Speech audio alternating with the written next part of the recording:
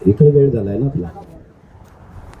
कृष्णाय वासुदेवाय हरये परमात्मने प्रणतक्लेशनाशाय श्रीकृष्णाय वयं नमः. कृष्णात्वदीय पदपङ्कज पञ्जरान्ते अद्यैव मे विशतु मानसराजहंस.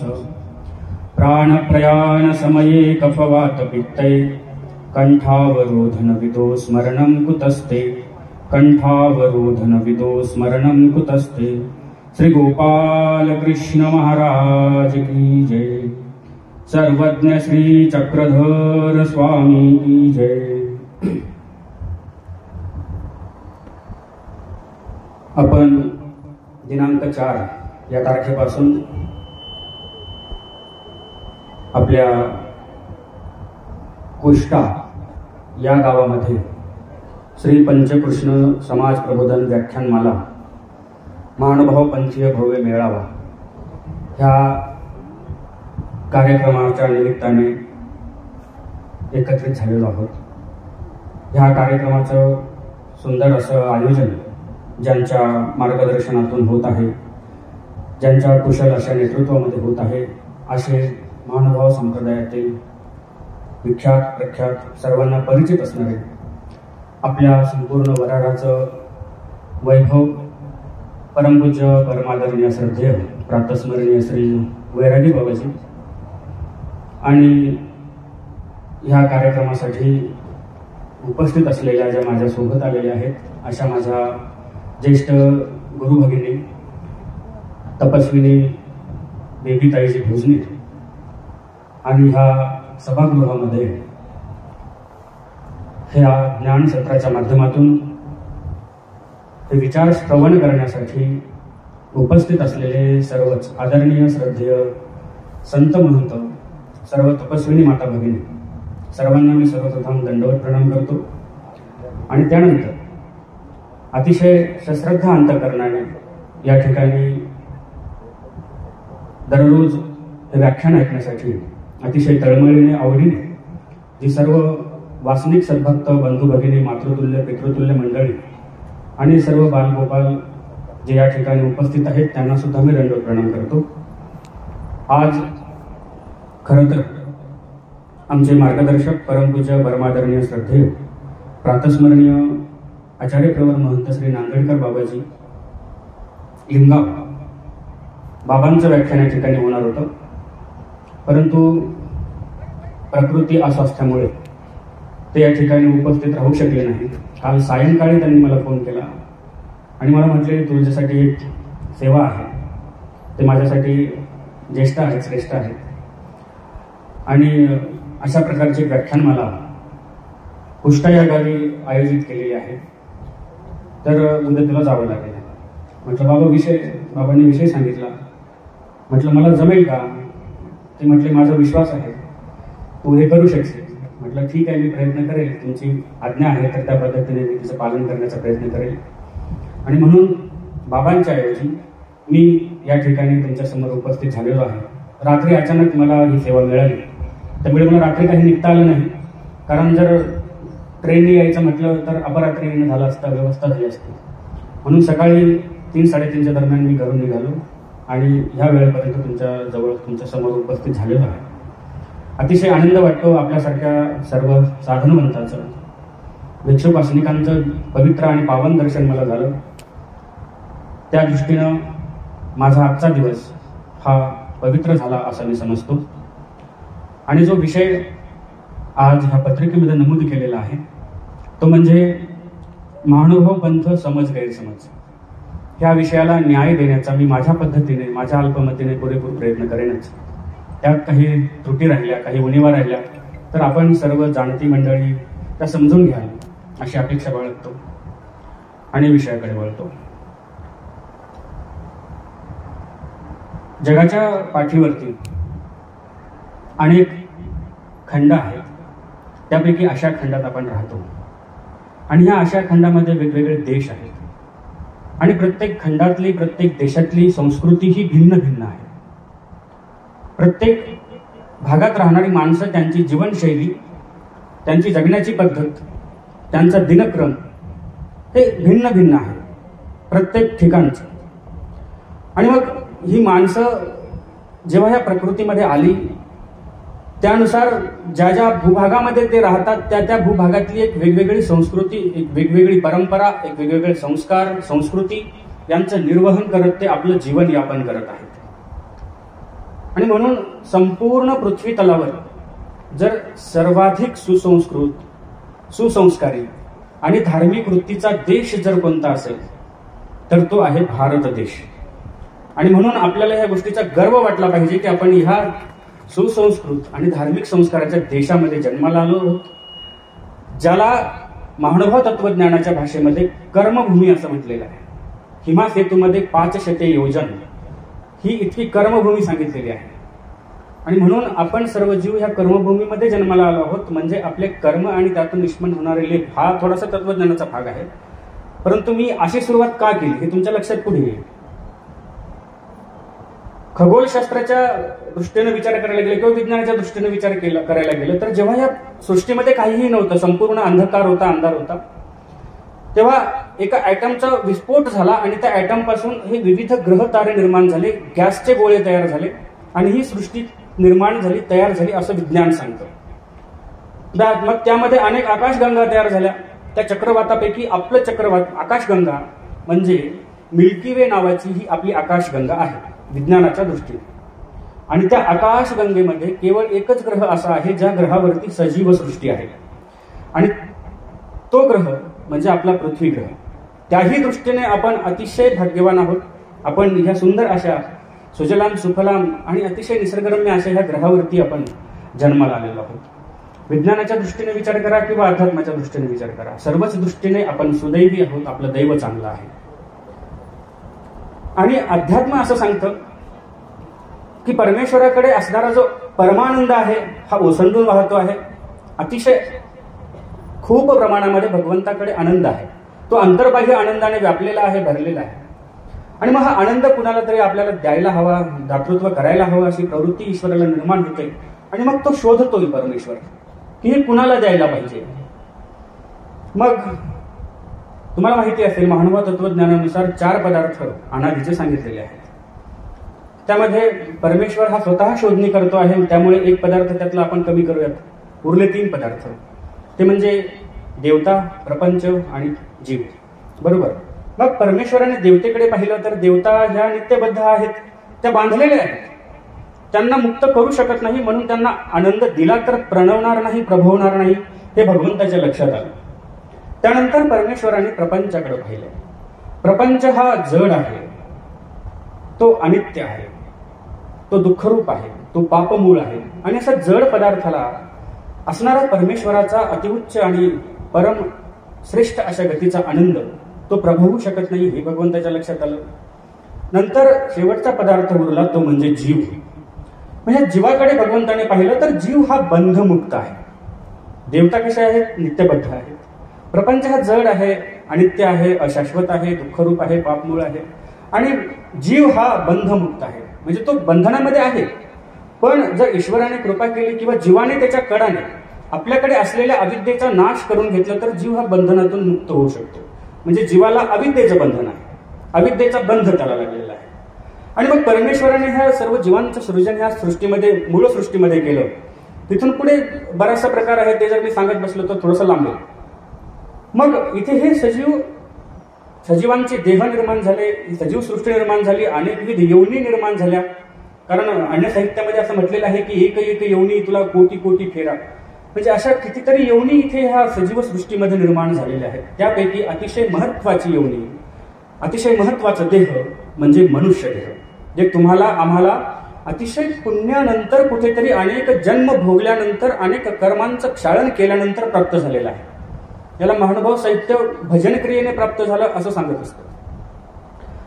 आणि मग ह्या मनुष्य देहामध्ये आल्यानंतर जे इतर प्राण्यापेक्षा सर्वात श्रेष्ठ असं देह मानवाचं देह. कारण इतर पशु पक्षी हे भोगप्रधान जीवन जगतात आणि मनुष्याचं जीवन हे कर्मप्रधान जीवन आहे, विचारप्रधान जीवन आहे, धर्मप्रधान जीवन आहे. इतर पशु पक्षी धर्माचं आचरण करू शकत नाहीत, कारण त्या यवनीमध्ये त्यांना त्या धर्माची काही निष्पत्तीही होत नाही. याच देही घडे देवाचे भजन आणि काही ज्ञान नाही कोठे, असं म्हटलेलं आहे. भगवंताचं भजन, त्याची भक्ती जर करण्याचा योग येत असेल तर तो याच देही येतो. दुसऱ्या देहामध्ये तो भगवंताचं भजन, त्याची भक्ती करून मुक्ती किंवा मोक्ष प्राप्त करू शकत नाही. जसं आता मार्गशीर्ष महिना चालू आहे किंवा तुमच्या गावामध्ये ही व्याख्यानमाला चालू आहे. आता तुम्ही थोडंसं या गावातनं काही मंडळी आली असेल, पंचक्रोशीतनं काही मंडळी आली असेल, आजूबाजूच्या गावातनं किंवा संबंध जिल्हाभरातून मंडळी आली असेल. तुम्ही मनामध्ये काय विचार केला की आपण या व्याख्यानमालेला गेलो म्हणजे आपल्याकडनं काहीतरी देवदेव पूजा होईल, प्रसाद वंदन होईल, साधू संतांचं दर्शन होईल, काहीतरी ज्ञानाचे शब्द आपल्याला ऐकायला भेटतील. ह्या विचाराने प्रेरित होऊन तुम्ही तुमच्या घरातनं निघालात, इथपर्यंत आलात. दररोज येतात तुम्ही, दररोज येतात प्रवचनाच्या वेळेला, दररोज येतात की काहीतरी ऐकायला मिळेल आणि ते ऐकलं म्हणजे आपलं काहीतरी त्यातनं भलं होईल, आपला उद्धार होईल, उद्धाराचा मार्ग कुठेतरी आपल्याला सापडेल. त्या विचारानं तुम्ही इथपर्यंत आलात की नाही. मग असं आता या गावामध्ये जशी माणसं आहेत तसे इतरही प्राणी आहेत. गायी आहेत, म्हशी आहेत, कुत्रे आहेत, नाही का, काही माकडे असतील झाडावर आजूबाजूला, काही पक्षी असतील, चिमण्या असतील, पोपटं असतील. मग ह्यापैकी एखाद्या म्हशीने विचार केला का की चला बाबा व्याख्यानमाला चालू आहे आणि आपण जाऊयात तिथे बाबांचं प्रवचन ऐकायला किंवा कीर्तन ऐकायला, आपलं काहीतरी भलं होईल. किंवा ती हातामध्ये एखादं आरतीचं ताट घेऊन आली आणि देवपूजेला मग तिनं विडावसर वगैरे केलं एखाद्या म्हशीनं किंवा एखाद्या कुत्र्यानं, असं दिसलंय का तुम्हाला? झालं का असं? नाही ना, नाही होऊ शकत, कारण त्या देहामध्ये तो अधिकार नाही. म्हणून म्हणतात पशु काय पाप पुण्य जाणती, उत्तम मध्यम भोग भोगिती. पशूंना पाप पुण्य कळत नाही, ते माणसाला कळतं, ते मानवाला कळतं. आणि म्हणून मानव देह हे इतर योनीपेक्षा श्रेष्ठ आहे, उत्तम आहे, हे आता आपल्या लक्षात आलेलं आहे. मग आता ह्यानंतर ह्या माणसाला, ह्या मानव देहामध्ये ह्या जीवाला जन्माला घातलं, या जीवाला हा मानव देह भेटला. त्यानंतर अगदी सुरुवातीच्या काळाचा आपण विचार करू. ज्यावेळेस इतिहास सांगते की अश्मयुग किंवा ज्यावेळेस मानवाची उत्क्रांती होत होती, मनुष्य नेमकाच प्रगत होत होता. असं म्हणतात की माणूस हा माकडाचा म्हणजे वंशज आहे किंवा माणसाचे पूर्वज हे माकडं आहेत आणि तिथून पुढे माणसाची उत्क्रांती होत गेली आणि मग त्याचा माणूस तयार झाला. तो सुरुवातीचा काळ की ज्या काळामध्ये मानवाची उत्क्रांती होत होती, त्या काळात कुठली संस्कृती नव्हती, कुठले संस्कार नव्हते, कुठला धर्म नव्हता. कारण त्या मनुष्याकडे, त्या माकडाकडे जी बौद्धिक पातळी आहे ती एवढी उंचावलेली नव्हती. आणि मग तिथून पुढे माणसानं काय केलं की एक वेगवेगळी संस्कृती. काय व्हायचं की एक एकटा जर माणूस राहिला तर कुठलं तरी हिंस्र शॉपत त्याच्यावरती झडप घालून त्याला ठार करायचं, त्याला मारायचं, त्याचा घात करायचा.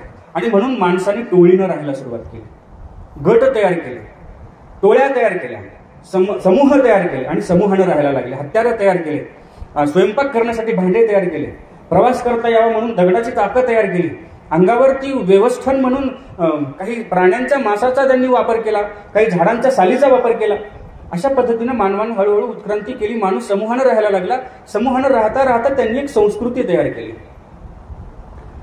तोपर्यंत बहीण, भाऊ, आई, मुलगा वगैरे हे या नात्यांवर तेवढा काही विश्वास नव्हता, कारण ही संस्कृती तेव्हा तयार झाली नव्हती.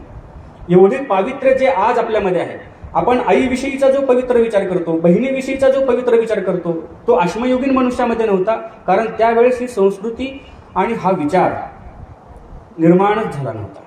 मग नंतर हळूहळू माणसामध्ये उत्क्रांती होत गेली, त्याचे विचार प्रगल्भ झाले, त्याने शब्दांची निर्मिती केली, त्यानंतर त्याने वाक्यांची निर्मिती केली, एक विचार शब्दांमध्ये बांधण्याचे प्रयत्न केले.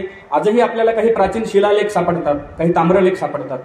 ह्याचा म्हणजे हा त्याचा पुरावा आहे की त्या काळातली भाषा, त्या काळातले वाक्य, त्या काळातले शब्द म्हणजे त्यावेळेस माणसानं तयार केले आणि हळूहळू माणसाचा बौद्धिक विकास होत गेला. मग या समूहातली माणसं त्या समूहातल्या माणसांना जवळ घेत नव्हती, त्या समूहातली माणसं या समूहातल्या माणसांना जवळ घेत नव्हती. असे वेगवेगळे समूह निर्माण झाले. पुढे हळूहळू ही संख्या वाढत गेली, मानवाची संख्या वाढत गेली, त्यांच्यामध्ये प्रजनन होत गेलं, संख्या वाढत गेली, संख्या वाढत गेली, वेगवेगळे समूह मोठे झाले. नंतर ह्या समूहाने आपली स्वतंत्र विचारधारा निर्माण केली. आणि ह्या विचारधारेतनं काय झालं की धर्म जन्माला आले, जाती जन्माला आल्या, पुढे संप्रदाय जन्माला आले, वेगवेगळ्या विचारधारा. संप्रदाय म्हणजे काय, पंथ म्हणजे काय, तर एक विचारधारा. धर्म म्हणजे काय, तर एक विचारधारा. धर्म शब्दाची व्याख्या सर्वज्ञ श्री चक्रधर स्वामींनी सुंदर अशी केलेली आहे. यत धारयते तद्धर्म. ज्याला तुम्ही धारण करता किंवा जो तुम्हाला आधार देतो, तुम्हाला धारण करतो, तो तुमचा धर्म आहे.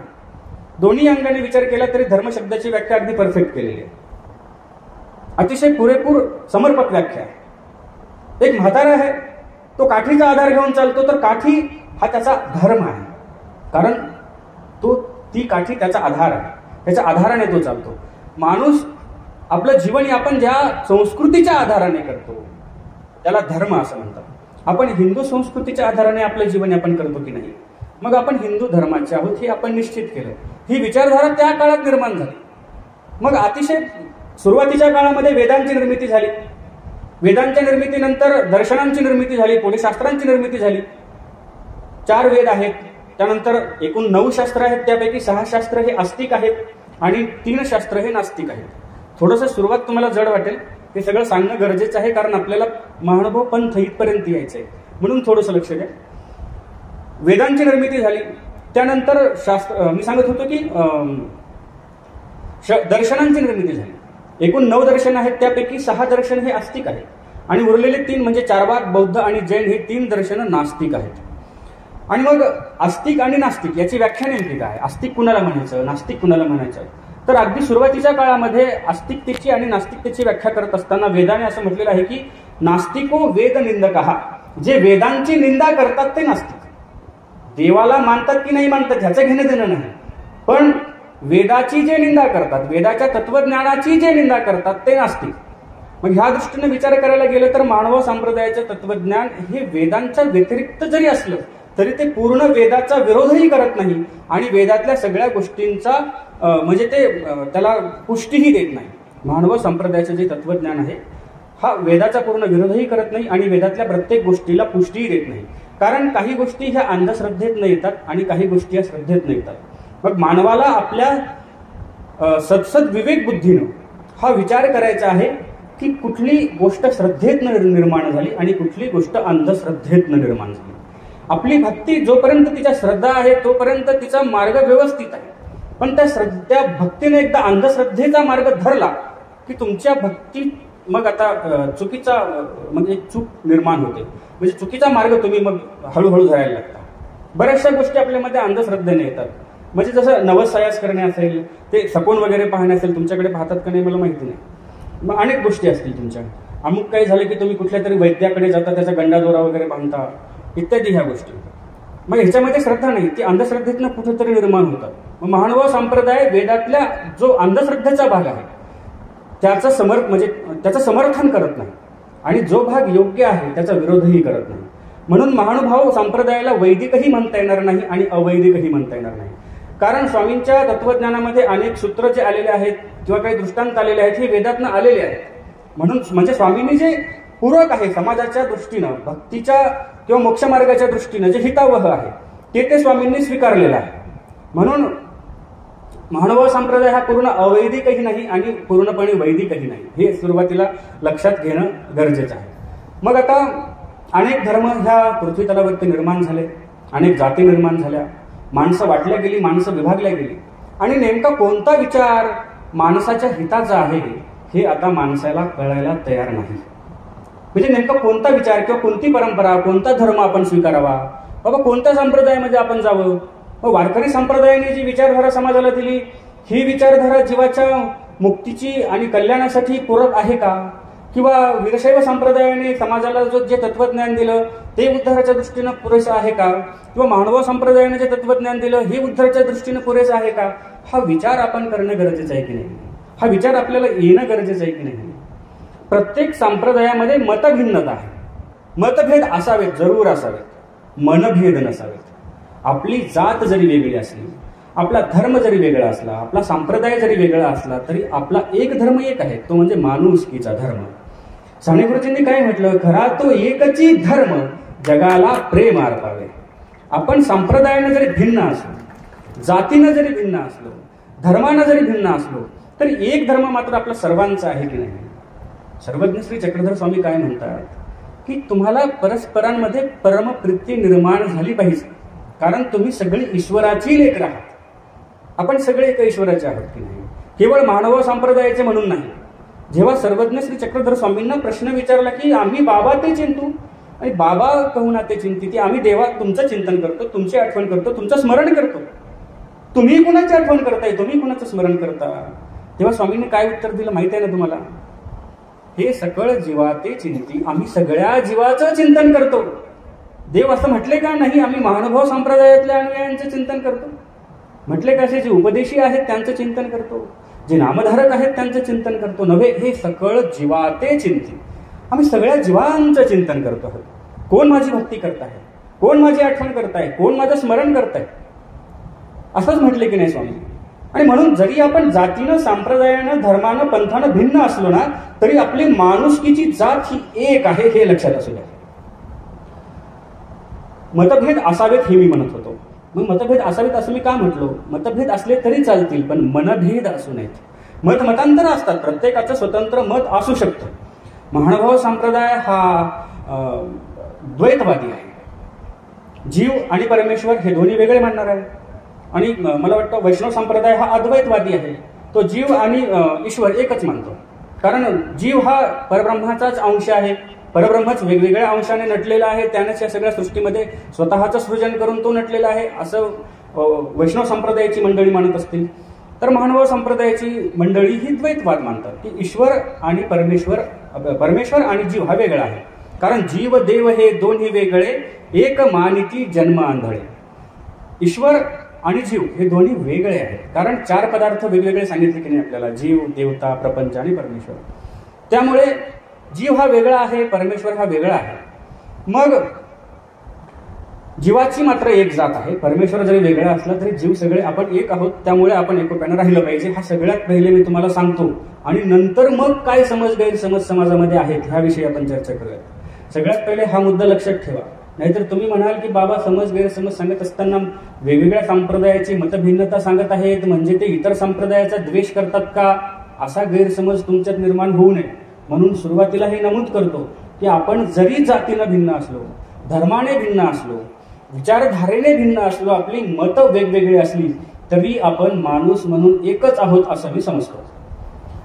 तर आता मानव संप्रदायाविषयी समाजामध्ये काय काय गैरसमज आहे आपण ढोबळमानाने सुरुवातीला त्यावरती चर्चा करूयात. त्यानंतर आपण विस्ताराने त्याचा उहापोह करणार आहोत. काही गैरसमज असतील ते सोडवण्याचा मी प्रयत्न करणार आहे. काही समज असतील तर त्याची म्हणजे प्रतिष्ठा समाजामध्ये कधीपासून झाली, कशामुळे झाली, किंवा असं का आहे ह्याचं पण मी विवेचन करण्याचा प्रयत्न करेल. सगळेच प्रश्न माझ्याकडून सोडवले जातील असं नाही. जेवढे आता मला काल रात्री ही सेवा मिळाली, काल रात्रीपासून मी ह्या विषयावर चिंतन करतोय, म्हणून माझ्याकडे काही एक थोडीशी संक्षिप्त स्वरूपामध्ये काही विषय मला आठवले तेवढे मी तुमच्यासमोर सांगणार आहे. तर त्यामध्ये सर्वप्रथम जेव्हा भक्ती मार्ग तयार झाले, माणसानं काही भक्ती मार्ग तयार केले.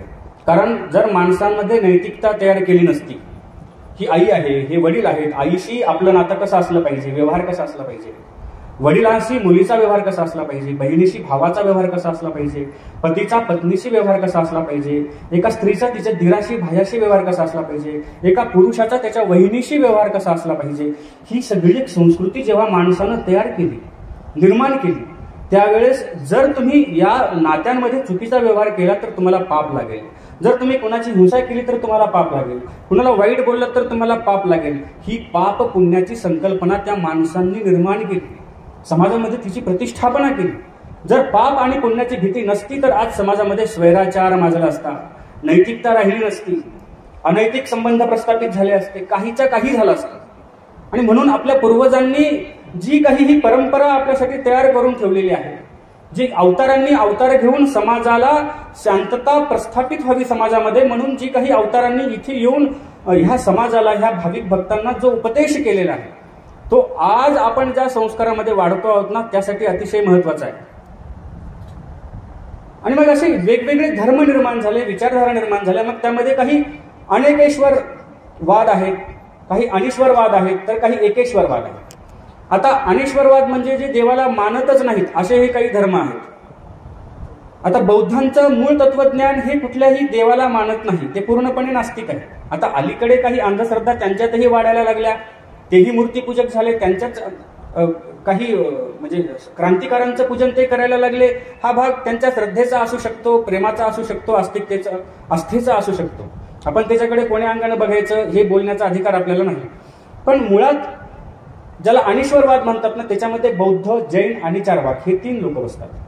त्यानंतर अनेकेश्वरवाद. अनेक ईश्वरवाद म्हणजे देव आहे पण तो एक आहे का की अनेक आहे. मग जे अनेक देवांना मानतात, अनेक देवांना मानतात. जसं आता हिंदू संस्कृतीमध्ये ढोबळ मानाने विचारले बाबा किती देव आहेत, तर लोक म्हणतात 33 कोटी देव आहेत. पण यांना सखोल तत्वज्ञान माहिती नाही की 33 कोटी ही फक्त स्वर्गातल्याच देवतांची संख्या आहे. एकूण आपण थोडासा वेदांकडे गेलो तर त्यामध्ये ही संख्या जास्त आहे, किंवा अनुभव तत्वज्ञानाचा आधार घेतला तर त्यामध्ये 81 कोटी 1,25,010 इतक्या देवता सांगितलेल्या आहेत. आणि मग ह्या सगळ्या देवता म्हणजेच ईश्वर आहेत असं म्हणून ज्या काही लोकांनी गैरसमज करून घेतलेला आहे, किंवा विकल्प ज्याला आपण आपल्या भाषेमध्ये म्हणतो, त्या विकल्पाला शरण जाऊन ते अनेक देवतांनाच ईश्वर मानतात. अशा पद्धतीची विचारधारा ज्या संप्रदायाची आहे, ज्या धर्माची आहे, ते अनेकेश्वरवाद हा दुसरा. आणि तिसरा एकेश्वरवाद, एकच ईश्वर, एकच देव, एकाच देवाला मानणारा, त्याच देवाची एकनिष्ठ भक्ती करणारा. आणि ह्या तीनही प्रकारामध्ये मानव संप्रदाय हा एकेश्वरवादामध्ये बसतो. हे सगळ्यात पहिले लक्षात घ्या. आपली भक्ती कशी आहे? एकनिष्ठ भक्ती आहे की नाही? एकाच ईश्वराची आपण भक्ती करतो की नाही? एकनिष्ठ भक्ती करतो. मग आता समाजामध्ये हा गैरसमज आहे. आता आपल्याला त्याच विषयावर यायचे की समाजात काय गैरसमज आहेत आणि समाजाचे काय समज आहेत. समाजात सगळ्यात मोठा गैरसमज हा आहे की महानुभाव संप्रदाय हा फक्त त्यांच्याच देवाची भक्ती करतो, इतर देवांना ते तुच्छ लेखतात, इतर देवांची ते भक्ती करत नाहीत, इतर देवांची विटंबना करतात, कुचंबना करतात. तर मायबाप हो, हा पूर्णपणे गैरसमज आहे. म्हणजे कसं, तुम्ही म्हणाल मग करता का तुम्ही इतर देवाची भक्ती? गैरसमज आहे म्हणजे? तर असं नाही, त्या मागचं तत्व समजलं पाहिजे. खरं कारण काय, त्या मागचं मूळ काय हे समजलं की तुमच्या मनात असा म्हणजे भेद दिसणार नाही तुम्हाला महानुभाव संप्रदायाच्या अनुयायांच्या आचरणामध्ये.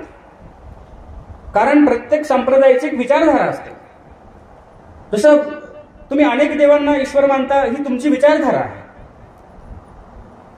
तुमच्या संप्रदायाने तुम्हाला काही दंडक घालून घेतलेले आहेत की तुम्ही व्यसनाधीन होऊ नका, तुम्ही मांसाहार करू नका, वैशागमन करू नका. हे तुम्हाला दंडक घातले की नाही? काही नियम तुमच्या संप्रदायाने लावून दिले की नाही? हे तुमच्या संप्रदायाचे नियम आहेत. अगदी त्याच पद्धतीने मानव संप्रदायाचे तत्वज्ञान आहे, ते म्हणजे एकनिष्ठ भक्ती. मग एकनिष्ठ भक्ती म्हणजे काय? जशी पतिव्रता असते.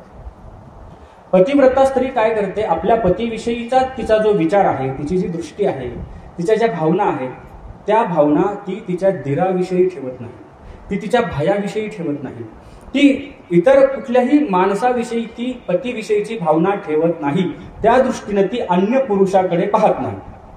अगदी तद्वत महानुभाव संप्रदाय हा आपल्या परमेश्वराशिवाय इतर देवतेकडे ईश्वर बुद्धीने पाहत नाही. याचा अर्थ की पत्नी तिच्या दिराचा आदर करत नाही असा होतो का?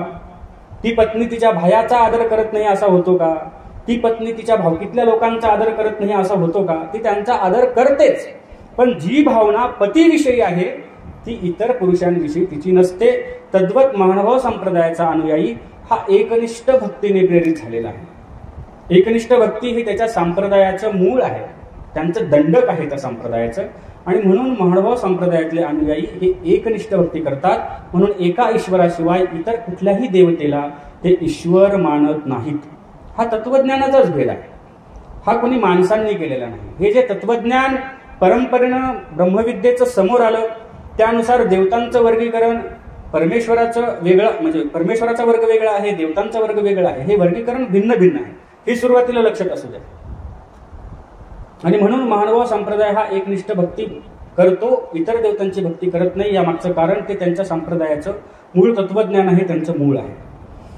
त्यानंतर अजून आपल्याला एक गोष्ट अशी दिसते, ह्या समाजामध्ये आपण जेव्हा वावरतो, आजूबाजूला बघतो, तेव्हा आपण एक तुलना करूयात की वैष्णव संप्रदाय म्हणजे वारकरी संप्रदाय आणि महानुभाव संप्रदाय, ह्या दोन संप्रदायांच्या अनुयायांची जर आपण तुलना केली तर वैष्णव संप्रदायाचे अनुयायी प्रमाणामध्ये जास्त आहेत, संख्या जास्त आहे.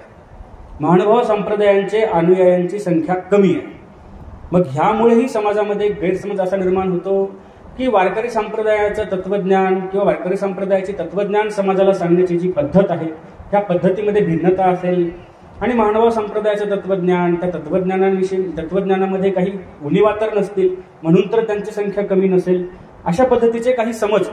म्हणजे आता माझे काही वैष्णव संप्रदायाचेही मित्र आहेत, म्हणजे वारकरी संप्रदायाचे मित्र आहेत माझे, कारण मी स्वतः कीर्तन करतो, त्यामुळं त्या सर्व मंडळींशी माझा संपर्क येतो, संबंध येतो, त्यातनं आमची चर्चा होते, विचारांची देवाणघेवाण होते. चांगले विचार कोणाचेही घ्यायला हरकत नाही. तत्व आपले पाळा ना तुम्ही, तत्व पाळून इतरांचे चांगले विचार घ्यायला काहीच हरकत नाही. जिथं जे जे चांगलं भेटतं ते घेतलं पाहिजे. आणि या जगाच्या पाठीवर कोणताही संप्रदाय समाजाला वाईट शिकवत नाही. कोणताही संप्रदाय असू देत. केवळ मी महानुभाव संप्रदायाचा आहे म्हणून माझाच संप्रदाय चांगला आणि इतर संप्रदाय वाईट म्हणणं हे म्हणजे कोत्या मनोवृत्तीचं लक्षण झालं. एवढी माणसाची मनोवृत्ती कोती नसली पाहिजे, लहान नसली पाहिजे. उदार चरित्रवृत्तानाम वसुधैव कुटुंबकम. आपल्या जी वृत्ती आहेत ना ह्या विशाल असल्या पाहिजे. समाजात जे जे चांगलं भेटेल ना, ज्याही संप्रदायात भेटेल ते आपल्याला घेता आलं पाहिजे.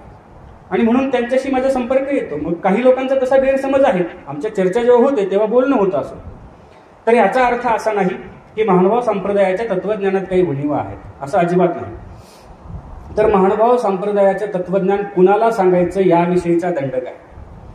परमेश्वर जेव्हा परमेश्वरांनी अवतार घेतला ते ह्या कर्मभूमीमध्ये आले त्यावेळेस भगवंतांनी काय केलं. सर्वज्ञ श्री चक्रधर स्वामी जेव्हा गुजरातातून महाराष्ट्रामध्ये आले आणि इथे आल्यानंतर ते प्रत्येक भक्ताच्या दारात गेले.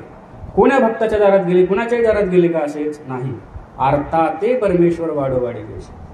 ज्याला आर्त आहे, ज्याला आवड आहे, ज्याला खरंच श्रद्धा आहे, ज्याचा काहीतरी पूर्वजन्मीचा योग आहे असं म्हणा, अशाच भक्तांच्या दारात भगवंत गेले. त्यांना शोधत गेले. तिथे जाऊन त्यांना सन्निधानाचा योग घडवून दिला, सेवेचा योग घडवून दिला आणि त्या सेवेने, त्या दास्याने त्यांना मुक्तीचा मार्ग प्राप्त झालेला आहे, लक्षात घ्या. आणि म्हणून महानुभाव संप्रदायाचं तत्वज्ञान निरूपण करण्याचा एक दंडक आहे. ते कुणाला सांगावं की ज्याला खरंच आर्त आहे, आवड आहे, श्रद्धा आहे आणि त्या तत्वज्ञानाचं गुह्य राखण्याची वृत्ती ज्याच्यामध्ये आहे त्यालाच ते तत्वज्ञान सांगितलं पाहिजे. कारण अधिकार तैसा दावियेला मार्ग असं म्हटलेलं आहे. त्या जीवाचा तसा अधिकार असावा. आता ते परमेश्वर काय करत होते की अर्थ उत्पन्न करून ज्ञान देत होते. कारण ते स्वतः परमेश्वर अवतार आहे. ते नसलेल्या जीवामध्ये अर्थ उत्पन्न करून त्यांना ज्ञान देऊ शकतात. आपण कोण आहोत, तुम्ही आम्ही. आता आम्ही साधू जरी झालो तरी माणूसच आहोत ना. ईश्वराची पात्रता काय, आमची पात्रता काय. म्हणून कुणामध्ये अर्थ उत्पन्न करून त्यांना ज्ञान देणं हे आपल्याकडून नाही घडू शकत, ते ईश्वराकडून घडू शकतं. आणि म्हणून जे अर्थवंत आवडीपूर्वक प्रश्न करण्यासाठी येतील, जसं भगवद्गीतेमध्ये श्रीकृष्ण भगवंतांनी अर्जुनाला सांगितलं. भगवंत अर्जुन भगवंताला म्हणतो की देवा आता मी हतबल झालोय, मला समजत नाहीये, मी संमोहित झालेलो आहे, मला कळत नाही. मग आता योग्य काय अयोग्य काय आणि ह्या विषयीचं तत्वज्ञान तू मला सांग. असं म्हटल्यानंतर भगवंत त्याला म्हणतात असं कसं सांगता येईल. तद्विधी प्रणिपातेन परिप्रश्नेन सेवया. अर्जुना जर तुला हे ज्ञान ऐकायचं असेल, ते ग्रहण करायचं असेल तर त्याचा एक विधी आहे. आणि मग तो विधी कसा आहे तर तद्विधी प्रणिपातेन. तो विधी असा आहे की त्यासाठी तुला प्रणिपात करावा लागेल, नमस्कार करावा लागेल, साष्टांग दंडवत घालावे लागतील. आणि परिप्रश्नेन तू विचारपूस केली तर मी तुला उत्तर देईल, प्रश्न केला तर उत्तर देईल. महानुभाव संप्रदायाच्या तत्वज्ञानाच्या निरूपणाची भूमिका ही आहे की जो स्वतःहून ह्या तत्वज्ञानाचं अंगीकार करण्यासाठी, तत्वज्ञानाचा अभ्यास करण्यासाठी आवडीपूर्वक साधू संतांकडे येईल, आश्रमामध्ये येईल, मार्गामध्ये येईल, आवडीपूर्वक विचारणा करेल, त्यालाच हे तत्वज्ञान सांगितलं जातं, एरवी नाही सांगितलं जातं. कारण इतर संप्रदाय तरी काय म्हणतात. वारकरी संप्रदायात संत तुकोबांनी काय म्हटलेलं आहे. तुका म्हणे येथ पाहिजे जातीचे, येरा गबाळाचे काम नव्हे. येथं जर आचरण तुम्हाला करायचं असेल ना, ह्या मार्गावर चालायचं असेल तर येथं पाहिजे जातीचे. जातीचे म्हणजे काय, मराठा जातीचे, कुणबी जातीचे वगैरे ही जात नाही बरं का. जातीचे म्हणजे काय आहे की निष्ठावंत, अतिशय प्युअर, अतिशय उत्तम गतीचे असे जीव येथे पाहिजेत. येरा गबाळाचे काम नव्हे. कोणीही धर्माचं आचरण करू शकत नाही. आता मला वाटतं दुपारच्या सत्रामध्ये तो विषयच आहे, आचर्यतेयाचा धर्म. कुणीही उठलं की सुटलं धर्माचं आचरण करू शकत नाही. त्याकरिता त्याच्याकडे निष्ठा असली पाहिजे, जातीची निष्ठा. जातीने तो निष्ठावंत जातीचा असला पाहिजे, श्रद्धावंत असला पाहिजे. ह्या जातीचा जर तो भक्त असेल तर त्याला तत्वज्ञान सांगितलं पाहिजे. ही विचारधारा महानुभाव संप्रदायाने जोपासली. जो अधिकारी पुरुष आहे त्यालाच तत्वज्ञान सांगितलं. आणि म्हणून महानुभाव संप्रदायातील अनुयायांची संख्या इतर संप्रदायातील अनुयायांपेक्षा समाजामध्ये कमी दिसते. हे त्याच्या मागचं कारण आहे. म्हणून हा गैरसमज सर्वप्रथम आपल्या सर्वांच्या अंतःकरणातून निघून जावा. जे पंथीयेतर आहेत त्यांच्या मनात जर असेल की महानुभाव संप्रदायाच्या तत्वज्ञानात काही उणिवा असतील तर आपण यावं, त्या निष्ठेने, त्या अर्थतेने, त्या आवडीने त्या तत्वज्ञानाचा अभ्यास करावा. म्हणजे तुमच्या आपोआपच लक्षात येईल की त्या संप्रदायाचं तत्वज्ञान किती सखोल आहे आणि ते कुठपर्यंत जातं. ज्या परमेश्वराचं दर्शन वेद सुद्धा नेती नेती म्हणतात, त्या परमेश्वराचं दर्शन महानुभाव संप्रदायाच्या ब्रह्मविद्येनं तुम्हाला करून दिलेलं आहे. इतक्या उच्च प्रतीचं तत्वज्ञान महानुभाव संप्रदायाचं आहे. पण जसं इतर संप्रदाय खुले आम तत्वज्ञान समाजाला सांगतात, त्या पद्धतीने महानुभाव संप्रदायानं सांगितलं नाही. एवढंच झाल्यामुळे महानुभाव संप्रदायाचा अनुयायी वर्ग आपल्याला समाजामध्ये कमी दिसतो. मग त्यानंतर अजून एक समाजामध्ये काही गोष्टी अशा आहेत. महानुभाव संप्रदाय नपाळतं म्हणतो, पाळतं नपाळतं ह्या गोष्टी पाळतो. मग पाळतं म्हणजे काय, नपाळतं म्हणजे काय? मग तो नपाळतं पाळतो तर का पाळतो? नपाळतं पाळावं तर नेमकं कोणतं पाळावं, कसं पाळावं, नपाळ त्याच्या मर्यादा काय, हा थोडासा तत्वज्ञानाचा सखोल भाग आहे. तेवढं खोल आपल्याला बोलता येणार नाही, पण मी वरवर तुम्हाला काही गोष्टी सांगतो की समाज जो महानुभाव संप्रदायाच्या ह्या म्हणजे आचार प्रणालीविषयी जर काही शंका बाळगत असेल, काही गैरसमज करून घेत असेल, तर त्यांच्यासाठी काही गोष्टी सांगतो की महानुभाव संप्रदायातील अनुयायी हे परमेश्वराचे अनन्य आणि एकनिष्ठ भक्त आहेत. हे मी तुम्हाला मगाशी सांगितलं की महानुभाव संप्रदाय हा एकनिष्ठ भक्तीवर आधारित संप्रदाय आहे. म्हणून तो साक्षात परब्रह्म परमेश्वराचा एकनिष्ठ भक्त आहे. त्याच्याशिवाय तो इतर देवतांची भक्ती करत नाही. याचा अर्थ अनादर करत नाही असा नाही. मग जसा आदर म्हणजे तो त्यांचा अनादरही करत नाही तर भक्तीही करत नाही. म्हणून ज्या क्षेत्रामध्ये इतर कुठल्याही देवतेची प्रतिमा, इतर कुठल्याही देवतेच्या पाषाणामध्ये प्राणप्रतिष्ठा करून तिची स्थापना केलेली असेल, जसं वेरीवरती आसरा असतात किंवा एखाद्या क्षेत्रामध्ये म्हसोबा असतो, खंडोबा असतो, कुठेतरी एखाद्या इतर देवाचं मंदिर आहे, देवतेचं मंदिर आहे आणि त्या देवतेची प्राणप्रतिष्ठा केल्यामुळे, तिचा पूजन विधी केल्यामुळे काय होतं की त्या प्रतिमेमध्ये, त्या पाषाणामध्ये देवता सामर्थ्य निर्माण होतं, देवतेचं सामर्थ्य निर्माण होतं.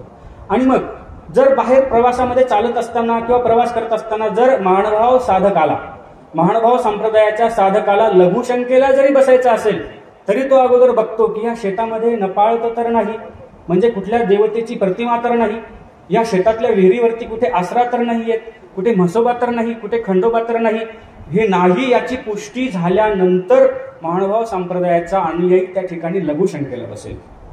ह्याचं कारण काय माहित आहे? कारण त्या क्षेत्रावरती त्या देवतेची सत्ता आहे. आणि जर आपण त्या ठिकाणी जाऊन ही अशी विक्षिप्त कृती केली, म्हणजे जसं लघुशंका करणे म्हणजे काही पवित्र आहे का? ते अपवित्रच आहे. म्हणून त्या देवतेची त्या क्षेत्रावरती सत्ता आहे. आणि मग आपल्या दुर्गंधीमुळे काय होईल की त्या देवतेला विक्षेप निर्माण होईल, नाही का? तिला क्रोध निर्माण होईल, तिला आपल्यामुळे त्रास निर्माण होईल. म्हणून महानुभाव संप्रदायाचा अनुयायी जाणीवपूर्वक त्या ठिकाणी घाण करत नाही. हे त्यामागचं कारण आहे. उलट हा आदर आहे ना, बरोबर आहे की नाही? या दृष्टीने जर आपण विचार केला तर हा अन्य देवतेचा आदर आहे. त्याच संप्रदायातली मंडळी, आता मी म्हणजे टीका करत नाही, गैरसमज नसावा, की त्याच संप्रदायातली मंडळी जर त्या मंदिरात काही वार्षिकोत्सव असेल, जत्रा असेल, कार्यक्रम असेल, पुढे कार्यक्रम असतो आणि पाठीमागे जाऊन मंदिराच्याच पाठीमागे लघुशंकेला बसतात, तुम्ही पाहिलं असेल. पण महानुभाव संप्रदायाची मंडळी असं करत नाही. कारण आपल्यामुळे, आपल्या घाणीमुळे त्या देवतेला विक्षेप नको व्हायला, त्या देवतेला त्रास नको व्हायला, आपले रज, अशुद्ध रज त्या देवतेवरती नको उडायला. म्हणून महानुभाव संप्रदाय काटेकोरपणे नपाळत्याच्या ठिकाणी मलमूत्र विसर्जनादी क्रिया करत नाही. तद्वत आहारही घेत नाही. कारण आहार घेतल्यानंतर जी उष्टावळ तिथे सांडेल, हा व्यावहारिक अर्थ आहे बरं का. तुम्ही जर तत्वज्ञानाच्या कसोटीवर याला घासून पाहत असाल तर तुम्ही म्हणाल बाबा काही सांगायला, असं नाही. तत्वज्ञान वेगळं आहे. आपल्याला सामाजिक दृष्टीनं बोलायचंय, कारण समाज प्रबोधन आपल्याला गरजेचं आहे की नाही. म्हणून लक्षात घ्या की त्या ठिकाणी जर आहार घेतल्यानंतर, जेवण केल्यानंतर जी उष्टावळ तिथे पडेल, त्या उष्टावळीमुळे जी दुर्गंधी होईल, त्या दुर्गंधीचा त्रास कदाचित त्या देवतेला होईल. म्हणून महानुभाव संप्रदायाचा अनुयायी त्या देवतेच्या क्षेत्रामध्ये आहार सुद्धा घेत नाही, काटेकोरपणे टाळतो. याचाच अर्थ महानुभाव संप्रदायाचा अनुयायी इतर देवतेचा द्वेष न करता तिचा आदरच करतो. हा विचार तुमच्या लक्षात आला पाहिजे. म्हणून महानुभाव संप्रदाय नपाळतं मानतो म्हणजे इतर धर्माचा द्वेष करतो असं नाही. आमच्या देवाची शिकवणच ती आहे. मला वाटतं पद्मनाभी देवांना स्वामींनी सांगितलं की वैर्याचा देव झाला म्हणून काही दगडे हाणून मारून फोडावा, असं म्हणजे हे चुकीचं आहे ना. जेव्हा पद्मनाभी देव त्या गावाच्या बाहेर पाणवठ्यावर गेले, त्यांनी वस्त्र धुतलेले आहेत, वाळत घातले, तो परमानुभव देवांचा शिष्य त्या ठिकाणी आलेला आहे. दोघात चर्चा झाली. तुझं नाव काय? सांगितलं पद्मनाभी. कोणाचे शिष्य आहे? सांगदेवरावळांचा. तुझं नाव काय? नाव सांगितलं. तुझ्या गुरुचं नाव काय? म्हटलं परमानुभव देव. ते म्हणतात परमानुभव म्हणजे परमाणू इतकाच अनुभव का? परमाणू म्हणजे माहिती आहे का तुम्हाला? अणु, रेणू, परमाणू. अणू म्हणजे छोटासा, रेणू म्हणजे त्याच्यापेक्षा छोटा, परमाणू म्हणजे त्याच्यापेक्षा छोटा, जो डोळ्यानेही दिसत नाही. आणि मग पद्मनाभी देव त्या शब्दावरती कोटी करतात की तुझ्या गुरुला परमाणू इतकाच अनुभव आहे का, म्हणून ते त्यांना परमानुभव नाव ठेवलं त्यांचं. आणि त्या शिष्याला ते अंतःकरणाला लागलं, शब्द टोचले, वाईट वाटलं. कारण कुणालाही स्वतःच्या गुरुची उपेक्षा केली, काही विटंबना केली, कुचंबना केली की वाईट वाटतंच. आपल्या जवळच्या माणसाला कोणी जर काही निंदात्मक शब्दांनी बोललं की माणसाला वाईट वाटतं की नाही? आपल्या वडिलांना कोणी काही म्हटलं, आईला कोणी काही म्हटलं, भावाला कोणी काही म्हटलं, बहिणीला कोणी काही म्हटलं, वाईट वाटतं की नाही? तसं त्या पद्मनाभीला वाईट वाटलं. क्षमा करा, त्या परमानुभव देवाच्या शिष्याला वाईट वाटलं. आणि तो म्हटला काही नाही, पण त्याच्या चेहऱ्यावरचे भाव बदलले. दोघांचे काम आटोपलं, स्नान झाले, कपडे सुकलेले आहेत आणि आपापल्या आश्रमाकडे निघाले. हा पद्मनाभी दरवाजेच्या बाहेर आहे. सर्वज्ञ श्री चक्रधर स्वामी बाईसांना म्हणतात, दरवाजे बंद करा. हा प्राणी याचे चैतन्य पोळवून आला असे, आता येथून याचे मुख न पाहिजे. आम्ही आता याचं तोंडच पाहणार नाहीत. का पाहणार नाहीत? कारण हा कुणाचं तरी मन दुखवून आलेला आहे. मग देव म्हटले काय की तो कुठल्या तरी इतर संप्रदायाचा संन्यासी होता आणि त्याचं मन दुखवलं तर काय फरक पडतो, जाऊ द्या ना, घ्या त्याला घरात. नाही म्हटले. देवाने दरवाजा बंद करायला लावला. पद्मनाभी बाहेर दारात उन्हामध्ये त्याचे पाय भाजतायत, तो दरवाजा वाजवतोय, मला आत येऊ द्या, मला बाहेर का उभं केलेलं आहे? बाईसा सांगतात, तुझ्याकडनं असा असा अपराध घडलाय म्हणून देव मध्ये येऊ देत नाहीये. बाईसा विनंती करतायत देवाला, बाबाजी त्याचे पाय भाजत आहेत, त्याला आतमध्ये येऊ द्या, बाहेर ऊन खूप तापलेलं आहे, त्याचे पाय कोवळे आहेत, लेकरू आहेत, छोटंसं आहे, त्याला आतमध्ये येऊ द्या. देव म्हणतात, ठीक आहे, तुमच्या विनंती आहे, तुमचा आग्रह आहे, तर आम्ही त्याला आत घेऊ. पण जेव्हा तो अंगाला शेण माती माखून तो त्या परमानुभव देवांकडे जाऊन क्षमा मागेल, माफी मागेल आणि ते स्वतः त्याला निरवतील, सांगतील की मी याला माफ केलं, तेव्हाच आम्ही याला आतमध्ये येऊ देऊ. आणि पद्मनाभी देवाला बाईसांनी हा निरोप दिला. तसे पद्मनाभी अंगाला शेणमाती लावून लोटांगण घेतच जणू काही त्या परमानुभव देवांकडे गेले. आणि इकडे त्यांचा शिष्य त्यांना सांगतच होता परमानुभवांना की सांगदेवरावळांचा शिष्य होता कोणी पद्मनाभी देवाचा, तो तुमच्याविषयी असं असं बोलत होता. ते परमानुभव देव म्हणतात, मी ओळखतो सांगदेवरावळांना, ते असे नाहीत, त्यांचे संस्कारही असे नाहीत, काहीतरी गफलत झाली असावी, काहीतरी गल्लत झालेली असेल, असं होऊच शकत नाही, एवढ्या ठामपणे परमानुभव देव म्हणतात. आणि तेवढ्यात हा पद्मनाभी अंगाला शेणमाती लावून आलेला आहे आणि विनंती करतो, मला क्षमा करा, माझ्याकडनं चूक झाली, मी तुमच्या नावावरती कोटी केली आणि तुमचा अपमान केला, तुम्ही मला माफ करा. ठीक आहे, मी तुला माफ केला, हरकत नाही. आपल्या शिष्याला सांगतात, बघ सांगदेवरावळांची शिकवण कशी आहे, आम्ही माफ केलं नाही, नुसतं म्हणून चालणार नाही, आमच्या देवाला येऊन सांगा की आम्ही याला माफ केलेलं आहे. आणि परमानुभव स्वतः त्याला निरोवीत येतात. तेव्हा देव दरवाजा उघडून त्याला आतमध्ये घेतात. ही लीळा काय सांगते की हा संन्यासी इतर संप्रदायाचा आहे म्हणून त्याचा अपमान केला तर काही हरकत नाही, असं देव म्हणू शकले असते. पण तशी वृत्तीच नाहीये, तशी शिकवणच नाही, तसा संस्कारच नाहीये मानव संप्रदायाचा. समोरचा माणूस कुणीही असो, कुणाचंही मन दुखवू नये, हा संप्रदायाचा म्हणजे तत्वज्ञान आहे, संप्रदायाचा संस्कार आहे, ही आमची महानुभावांची संस्कृती आहे. कोण्याही संप्रदायाचा असो, कोण्याही धर्माचा असो, समोर त्याचं मन दुखवलं की आगंतुक कर्मांची निष्पत्ती होते. बरोबर बाबा? मानसिक कर्म घडतात. मनामध्ये तुम्ही कल्पना जरी केली, तोंडाने बोलल्यानंतर तर मग अनारब्ध झालं, वाचिक झालं, मग त्याची निष्पत्ती अजून पुढे अवघडच आहे. म्हणून मनातही कुणाविषयी वाईट आणू नये. याचं का वाईट होत नाही, हा मरत का नाही, याचा ऍक्सिडेंटच का होत नाही, हा विचार करणं सुद्धा पाप आहे. ही मानसिक हिंसा सांगितलेली आहे. आणि मग स्वामींनी त्या ठिकाणी ते सुंदर सूत्र सांगितलं की वैर्याचा देव झाला म्हणून काही दगडे हाणून मारून फेडावा. हे संप्रदायाची शिकवण आहे, संस्कार आहे. आणि म्हणून महानुभाव संप्रदाय हा इतर संप्रदायाचा आदरच करतो. जसं मगाशी मला वाटतं बाबा बोलता बोलता म्हटले, वारकरी संप्रदाय आणि महानुभाव संप्रदाय हे जुळे भाऊ आहेत, नाही का? एकाच कालखंडामध्ये, थोडाफार मागे पुढे असेल पण एकाच कालखंडामध्ये दोन्ही संप्रदाय उदयाला आले म्हणण्यापेक्षा थोडेसे त्यांच्यात क्रांती झाली, विचारांची क्रांती समाजापर्यंत पोहोचली, समाजात अनुयायी वाढायला सुरुवात झाली. हा एक समकालीन संप्रदाय जवळपास आपण धरूयात. महानुभाव संप्रदाय म्हणजे सर्वज्ञ श्री चक्रधर स्वामींचा अवतार कार्य ज्ञानेश्वरांच्या काही काळ अगोदरचा आहे. जास्त काही कालावधी नाही, थोडाफार एक 50-60 वर्षांचा कालावधी असेल. आणि म्हणून जवळपास समकालीन दोन्ही संप्रदाय आहेत. मग महानुभाव संप्रदायाची शिकवण आहे की जसा तो स्वतःच्या संप्रदायाविषयीचा विचार करतो तसाच तो इतर सर्व संप्रदायांचा आदर करतो. तो इतर संप्रदायाचा द्वेष करत नाही, ना संप्रदायातील अनुयायांचा द्वेष करत नाही. मग ज्यांनी महानुभाव संप्रदायातील तत्वज्ञानाचा अभ्यास केला असेल अशी मंडळी काही पुरावे घेऊन माझ्याकडे येतील आणि म्हणतील, बाबा हे काय, अन्यमार्गीयांचा संसर्ग न करावा, अन्यमार्गीयांच्या गुंफे न वचावे. हे तुमच्या देवानी का सांगितलं की इतर संप्रदायातील अन्यमार्गी जे लोक आहेत त्यांच्या घरी जायचं नाही, त्यांचा संसर्ग करायचा नाही, असं तुमचे देव का म्हटले? हा थोडा तात्विक भेद आहे. तुम्ही सगळ्याच गोष्टी, काही भेद असतात, एक तात्विक आणि व्यावहारिक. व्यावहारिक भेद वेगळे असतात, तात्विक भेद वेगळे असतात.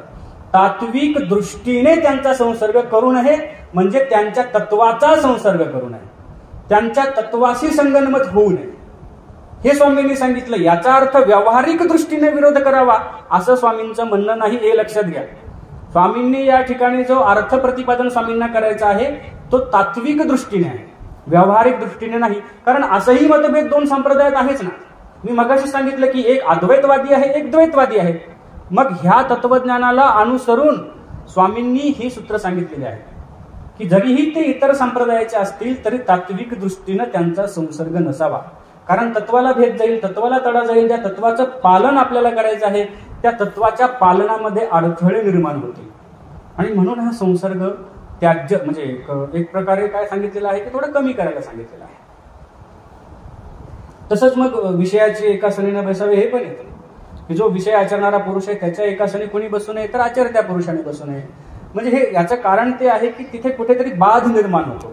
त्या बाधामुळे सर्वज्ञ श्री चक्रधर स्वामींनी तात्विक दृष्ट्या हे सूत्र आपल्या भक्तिजनांना प्रतिपादन केलेले आहेत, त्याविषयी गैरसमज नसावा. मग आता हे काही तात्विक भेद झाले. त्यानंतर काही व्यावहारिक भेद आहेत. व्यवहारामध्ये अनेक लोकांशी आपला संसर्ग येतो, संपर्क येतो आणि संपर्कामध्ये आल्यानंतर अनेक गोष्टीमध्ये लोकांच्या सुखदुःखामध्ये आपल्याला सहभागी व्हावं लागतं. आता महानुभाव संप्रदायाचे काही अनुयायी साधू संत संन्यासी तर आहेतच, पण गृहस्थ सुद्धा आहेत की नाही. मग आता प्रत्येकाला काही बंधन आहेत. जसे वारकरी संप्रदाय असेल तिथे त्यांचे जे गुरु असतील ते सांगतात की तुम्ही गळ्यामध्ये माळ धारण केली पाहिजे, रामकृष्ण हरी मंत्राचा सर्व काळ जप केला पाहिजे, तुम्ही व्यसनाधीन नाही झाला पाहिजे, मांसाहार नाही केला पाहिजे, असे नियम आहेत की नाही.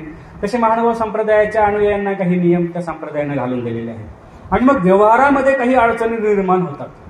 आता आपल्याच भावकीमध्ये, तुमच्याकडे भावकीच म्हणतात ना एका आडनावाच्या माणसांना मंडळींना, तर त्या भावकीमध्ये मग कुणीतरी सरलेलं आहे परंतु ते इतर संप्रदायाचे आहे आणि मग ते तेरवी वगैरे इत्यादी विधी करतात आणि मग जेवणाचं आमंत्रण येतं. मग म्हणतात आम्ही तेरवीला बोलवलो तर हे लोक जेवायलाच येत नाहीत, हे लक्ष्म्या मांडत नाहीत, हे पित्र घालत नाहीत, अजून बऱ्याचशा काही गोष्टी आहेत.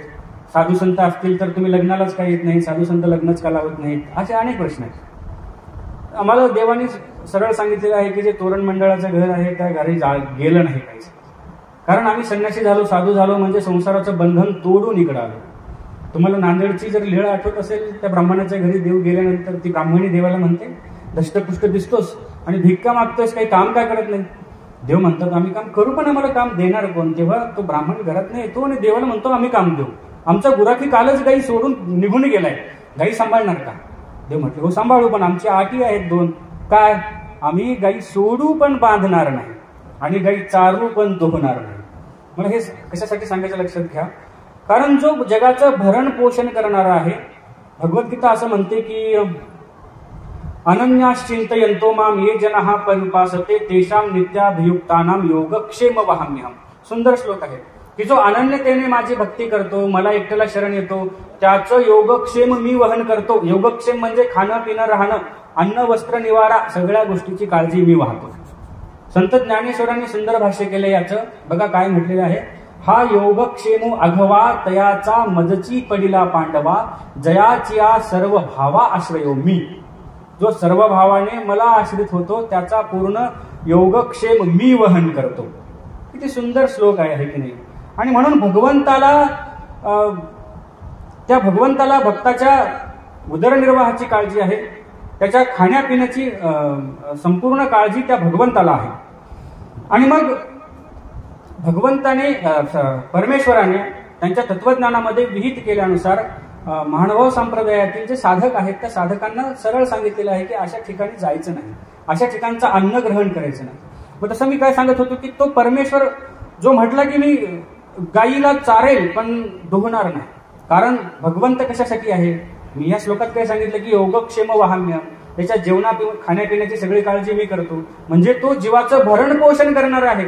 तो खाऊ घालेल, तो दूध कशाला काढेल, तो पोटातला रिकामा करणार आहे का, नाही. म्हणून गाई चारू पण दुहणार नाही, म्हणजे दूध काढणार नाही. आणि गाई सोडू पण बांधणार नाही. आम्ही गाईला सोडू, कारण तो परमेश्वर त्याचा अवतार किंवा त्याचं उद्दिष्ट काय आहे, जीवाला मुक्त करायचं आहे. कशातून, बंधनातून. मग अविद्येचे बंधन असेल, प्रपंचाचे बंधन असेल, देवतेचे बंधन असतील, अनेकविध बंधन आहेत माणसाला. मग ह्या बंधनातून मुक्त करायचं काम परमेश्वराचं आहे. मग जो मुक्त करणार आहे तो बांधेल कसा, म्हणून मी बांधणार नाही. हे स्वामींचं तत्वज्ञान आहे. मग आम्ही जेव्हा संन्यस्त होतो, साधू होतो, संन्यास घेतो, अनुसरतो, त्याच वेळेस आम्ही मुक्तीच्या मार्गावरती पदक्रमण केलेलं आहे, पाय टाकलेला आहे, पाऊल टाकलेलं आहे. आणि जे स्वतः मुक्तीच्या शोधात निघाले ते समाजाला बंधनात बांधण्याचं कार्य करतील कसं. तुम्ही म्हणाल बाबा तुम्ही नेमकं काय बोलताय, आम्हाला काही समजत नाही. अहो, म्हणजे लग्न लावणं म्हणजे काय, बंधनात टाकणं आहे की नाही. कुणाचं लग्न लावायचं, अक्षता टाकायच्या, म्हणजे बंधनातच टाकणं आहे ना. शेवटी तुम्ही बांधल्या जाता की नाही त्या बंधनामध्ये, ऋणानुबंधाच्या. आणि मग साधू बंधनात टाकण्यासाठी आहेत का, नव्हे, बंधन सोडण्यासाठी आहे. आणि म्हणून महानुभाव संप्रदायाच्या अनुयायांनी म्हणजे साधकांनी जो त्यांना संस्कार सर्वज्ञ श्री चक्रधर स्वामींनी अभिप्रेत असलेला विहित केलेला आहे, त्या संस्काराचं, त्या संस्कृतीचं पालन करत असताना हा विचार आचरणातून जिवंत ठेवला की त्यासाठी नाही जायला पाहिजे बाबा. परंतु आता काही वासनिकांचा, सद्गृहस्थांचा एवढा आग्रह असतो की कितीही नाही म्हटलं तरी ते नाराज होतात. मग साधू संतांवर बुद्धी राहत नाही. आम्ही बाबासाठी एवढं करतो, प्रत्येक गोष्टीला धावून जातो. आणि मग बाबा आमच्या इथल्या कुठल्या कामाला येत नाहीत, म्हणजे लग्नाला आमच्या इथे येत नाहीत, साखरपुड्याला येत नाहीत, साक्षीगंधाला, टिळ्याला येत नाहीत. आणि मग लोक नाराज होतात. मग बाबाकडे जायचंही बंद करतात आणि बाबाला बोलायचंही बंद करतात. बरोबर आहे. आणि म्हणून त्या समाजासाठी त्या भक्तांची निष्ठा साधू संतांवरती राहावी म्हणून नाविलाजानं तिथं जावं लागतं. म्हणून सर्वच ह्या अनुयायी वर्गाला विनंती आहे की तुम्ही साधू संतांना ह्या गोष्टीमध्ये अडकवू नका. मायबापू, त्यांना ह्या बंधनामध्ये टाकू नका. त्यांचं तत्वज्ञान त्यांना त्यांच्या पद्धतीने चालू द्या, करू द्या त्यांच्या पद्धतीने जेवढं त्यांच्याकडनं होत आहे. आणि मग समाजात जो गैरसमज होता, आता आपल्याच अनुयायींमध्ये हा गैरसमज आहे की साधू संत का लग्नाला येत नाहीत, आम्ही सगळंच करतो त्यांच्यासाठी, म्हणेल तेवढी वर्गणी देतो, त्यांची सेवा करतो, अमुक. तुमच्याकडे आहे की नाही माहिती नाही, पण आमच्याकडचे लोक नाराज होतात त्यांच्याकडे लग्नाला विधीला वगैरे नाही दिलात तर. म्हणून ते का येत नाहीत हा गैरसमज हा तुमच्या मनातला निघून गेला असेल अशी आशा बाळगतो, अपेक्षा बाळगतो. ह्याविषयी काही तुमच्या मनामध्ये गैरसमज नसावा. त्यानंतर आता महानुभाव संप्रदायांची ज्यावेळेस म्हणजे हळूहळू या संप्रदायामध्ये काही गोष्टी सुरुवात झाल्या. जसं सर्वज्ञ श्री चक्रधर स्वामींचा उत्तरापंथे प्रयाणानंतर नागदेवाचार्यांनी ही संप्रदायाची धुरा आपल्या भक्कम खांद्यावरती समर्थपणे पेलून धरली. त्यानंतर अनेक संप्रदायाचे आचार्य झाले. त्यानंतर पुढे आचार्य वाढत गेले, 13 आचार्य झाले. आश्रम विभागणी होत गेली पुढे. आणि काही त्या काळामध्ये विघ्नही संप्रदायावर आले. काही यवनांच्या धाडी ह्या संप्रदायाच्या मंदिरांवरती झाल्या, आश्रमांवरती झाल्या. ज्या काही आश्रमांमध्ये पोथ्या होत्या, देवपूजा होती, त्या देवपूजांची लूट केल्या गेली, पोथ्यांची लूट केल्या गेली. आणि मग ह्या धाडीमध्ये संप्रदायाला सुरक्षित ठेवण्यासाठी काही वेशामध्ये परिवर्तन करण्यात आलं. ही जी टोपी आहे आजही समाजानं पाहिली की मुस्लिम समाजासारखी दिसते का नाही. आपण माणसाची टोपी तुमची अशी काय आहे, लोक विचारतात. ही टोपी तुमची अशी काय आहे, अशी टोपी का घालता, काही वेगळ्या आकाराची टोपी तुम्हाला का घालता येत नाही, गांधी टोपी म्हणा किंवा इतर कुठलं पागोट म्हणा, असं का नाही घालत तुम्ही, असे प्रश्न समाजात निर्माण होतात. तर त्या काळामध्ये ज्या धाडी वगैरे निर्माण होत होत्या ना, मग त्या काळात काही गोष्टी धर्माला वाचवण्यासाठी संप्रदायाने स्वीकारल्या आणि त्या अव्याहतपणे आजही चालूच आहेत. आता कोणा सामर्थ्यही नाही की आपण हा वेशामध्ये काही परिवर्तन करू शकू आणि गरजही नाही त्याची, नाही का बोला. तर ह्या अशा काही गोष्टी आहेत. हे वेशाविषयीच्या काही समाजामध्ये गैरसमज आहेत की हा वेश असाच का, मग हे काही मुस्लिमांचेच तर काही यांचा वर्ग नाही की हे काही मुस्लिमांसारखी टोपी वगैरे घालतात. तर हे तत्कालीन काही धाडींपासून संरक्षण व्हावं वगैरे ह्यासाठी. त्यानंतर काही वेश आहेत आपल्यामध्ये, जसं आता मी पांढरे कपडे घातलेले आहेत, तिकडे त्या बाबांनी गुलाबी कपडे घातलेले आहेत, नाही का. आता खाली इकडे बाबा बसलेत, त्यांनी काळा पदर घातलेला आहे. इकडे आई आहेत काही, त्यांनी काळ्या साड्या नेसलेल्या आहेत, नाही का. हे वेगवेगळे वस्त्र आहेत, वेगवेगळ्या रंगाचे. त्यामध्येही काही समाजामध्ये गैरसमज आहेत की हे वेगळे वेगळे आहेत, म्हणजे काही ज्ञानामध्ये भेद आहे का. जसे गुलाबी कपड्याचे साधू आहेत, त्यांचं ज्ञान जास्त आहे म्हणून गुलाबी असतील. पांढऱ्या कपड्याचे आहेत, त्यांचं ज्ञान कमी असेल म्हणून त्यांचे पांढरे असतील. काळ्या कपड्याचे त्याच्याहून कमी असेल म्हणून त्यांचे काळे असतील, असं काही लोकात गैरसमज आहे. तर असा काहीही त्याच्यामध्ये गैरसमज करण्याची गरज नाही. त्या तीनही वर्णाची वस्त्र घालणारी मंडळी अधिक कमी प्रमाणामध्ये सर्वच ज्ञानी आहेत. सर्वांचीच पात्रता जवळपास ती आता आपण तपासू शकत नाही कोणाची पात्रता काय आहे, पण कपड्याच्या वर्णावरून पात्रता वगैरे असं काही ठरलेलं नाही. कारण मला विचारलं प्रत्यक्ष एकाने की तुम्ही हे वेगवेगळे कपडे घालतात तर मग ते तुमच्या ज्ञानामुळे असतं का. गुलाबी कपडे आहेत बहुतेक तर खूप ज्ञान आहे म्हणून त्यांना गुलाबी कपडे वगैरे असं काही आहे का. तर मग त्याच्यासाठी काही गैरसमज समाजामध्ये राहू नये म्हणून हा विषय मी या ठिकाणी घेतो की असा काही भेद नाही. हे स्वेच्छेचा विषय आहे. काही काळापूर्वी होतं कवीश्वरांचे कपड्यांचे वर्ण वेगळे होते, उपाध्यांच्या कपड्यांचे वर्ण वेगळे होते, पण अलीकडच्या काळामध्ये अशी काही बंधनं नाहीत की कुठल्या शाखेचे वस्त्र आणि त्यांचे वर्ण वेगळे असावेत. कुठल्याही शाखेचा माणूस कुठल्याही प्रकारचे वस्त्र वर्णाचे वस्त्र परिधान करू शकतो, कारण तो संन्यासाचा वेश आहे.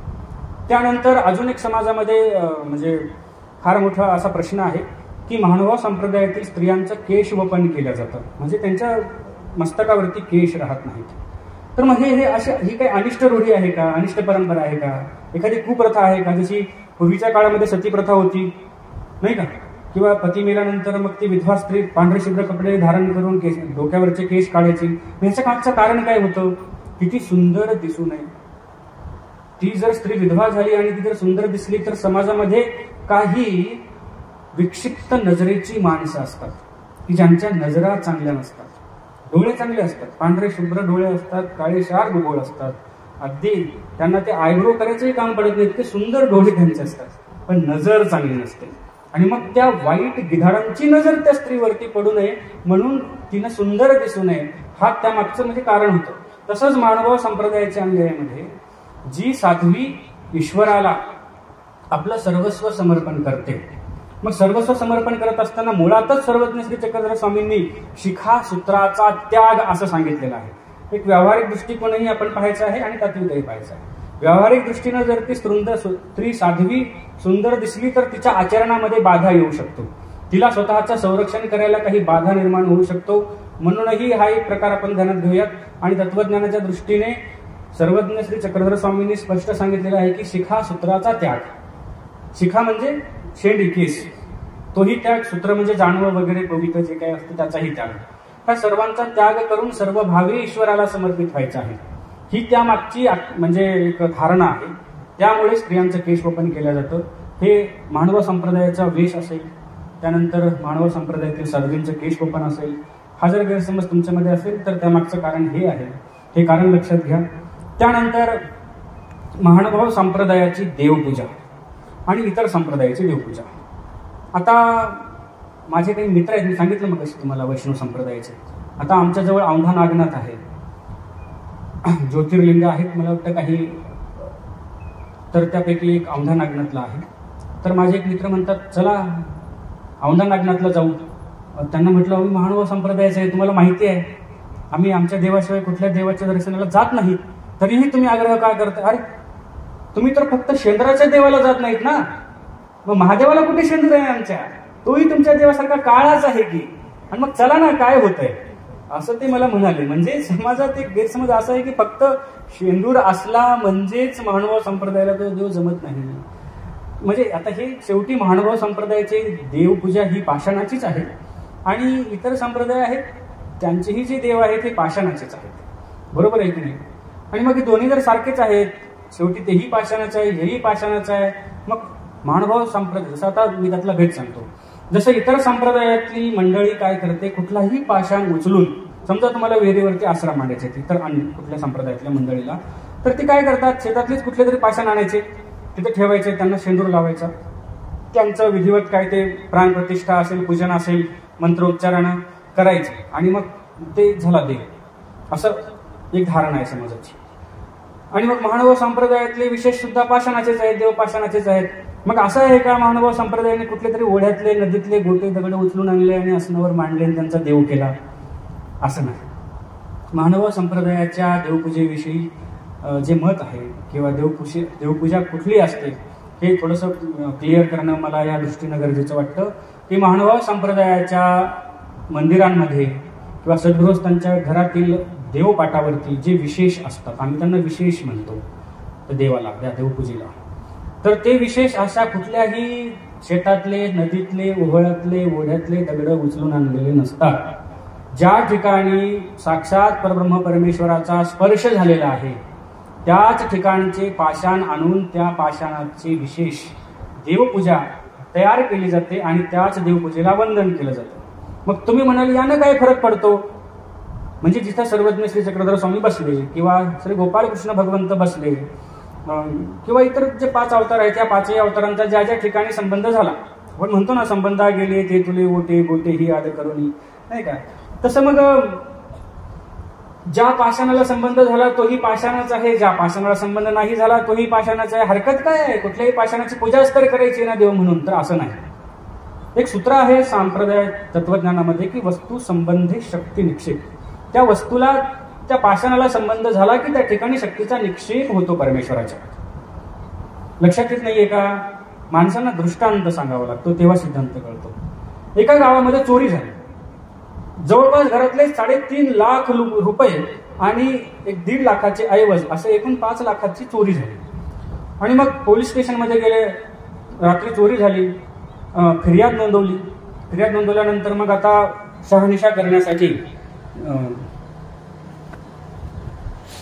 त्या ठिकाणी पोलीस स्टेशनमधून पोलिसांची गाडी त्या ठिकाणी आलेली आहे, उपस्थित झाली. आणि पोलिसांची गाडी आल्यानंतर मग त्या पोलिसांनी इकडे तिकडे शोधाशोध करायला सुरुवात केली. त्यांच्याकडे काही साहित्य असतं, ते हँड ग्लोव्ज वगैरे घालून, त्यांच्याकडे काही ते पावडरचे ब्रश असतात, त्यानुसार फिंगरप्रिंट बघायला सुरुवात केली. त्यांना चोरही इतके शातीर होते की त्यांनी हँड ग्लोव्ज घालूनच चोरी केली होती, म्हणून त्यांना कुठेही हातांच्या बोटांचे ठसे सापडले नाही. मग आता काय करायचं? आता काय पर्याय आपल्याकडे दुसरा? मग त्यांच्याकडे डॉग स्क्वॉड असतं, म्हणजे श्वान पथक, कुत्र्यांचं पथक. काही कुत्रे त्यांच्याकडे तरबेज शिकवलेले असतात, ते कुत्रे त्यांनी घेऊन आले, डॉग स्क्वॉड. ते डॉग स्क्वॉड आणलं आणि त्या कुत्र्यांनी त्या घरातल्या त्या तिजोरीचा वास घेतला. जिथे जिथे चोरी झाली, ज्या ज्या ठिकाणची त्या त्या ठिकाणच्या आपल्या नाकाने त्यांनी वास घेतला. आणि तो वास घेत घेत घेत घेत ते कुत्रे गावातल्या शेवटी एका घरामध्ये घुसले आणि त्या ठिकाणी काही 2-3 माणसं बसलेले होते. त्या माणसांच्या जवळ जाऊन भुंकायला लागले. पोलिसांनी ओळखलं की हेच ते चोर आहेत ज्यांनी रात्री चोरी केली. मग लोकांना आश्चर्य वाटलं, कारण त्या गावातल्या लोकांना सगळं नवीन होतं की कसं काय बाबा माणसाला कळालं नाही, एवढ्या टेक्नॉलॉजीला कळालं नाही की कोण चोर आहे, ते कुत्र्यांना कसं कळालं? कारण माणसापेक्षा कुत्र्यांची जी घ्राणेंद्रियाची क्षमता आहे थोडी संवेदनशील आहे. त्यांना वास घेण्याची क्षमता त्यांची माणसापेक्षा थोडी जास्त आहे, म्हणून त्यांना कळतं की त्या ठिकाणचा वास आणि त्या माणसाचा वास ते मॅच करतात. त्या म्हणजे त्यांच्याकडे त्या ग्रंथी आहेत तशा, त्यांना त्या संवेदना कळवणाऱ्या त्यांच्या बुद्धीला, त्यांच्या मेंदूला. म्हणून त्या कुत्र्यांनी ते ओळखलं. बरोबर. आता मला सांगा, त्या चोरांनी तिथे चोरी केली हे बरोबर त्या कुत्र्यांना कळालं का? कळालं सांगा बरं मला. कारण त्या माणसाचा काहीतरी तिथं स्पर्श झाला की नाही, आणि स्पर्श झाल्यामुळे त्याच्या ठिकाणी असलेली जो काही गंध असेल, सुगंध असेल, दुर्गंध असेल, जो काही अवशेष त्याचा असेल तो त्या ठिकाणी अवशेष स्पर्शामुळे शिल्लक राहिला. आणि म्हणून त्या कुत्र्यांनी चोरांना बरोबर ओळखलं. बरोबर आहे. तसंच ज्या ज्या ठिकाणी साक्षात परब्रह्म परमेश्वर अवतार जाऊन बसले, ज्या ठिकाणी ज्या पाषाणाला स्पर्श झाला, ज्या दरवाजाला स्पर्श झाला, ज्या वस्तूला स्पर्श झाला, ती वस्तू परमेश्वराच्या स्पर्शानं पवित्र झाली. बरोबर आहे. चोरांचा स्पर्श झाल्यामुळे जसे चोरांचे अवशेष शिल्लक राहिले, तसे परमेश्वर अवताराचा संबंध झाल्यामुळे परमेश्वर अवताराच्या शक्तीचा निक्षेप होऊन ती शक्ती तिथे शिल्लक राहिली. आणि म्हणून त्याच पाषाणाचा विशेष बनवून, देवपूजा बनवून महानुभाव संप्रदायाचे अनुयायी त्याच विशेषाचं वंदन करतात, नमस्कार करतात, तीच देवपूजा करतात. इतर कुठलेही पाषाण आणून, कुठलेही गोटे दगड आणून ते त्याचं पूजन करत नाहीत.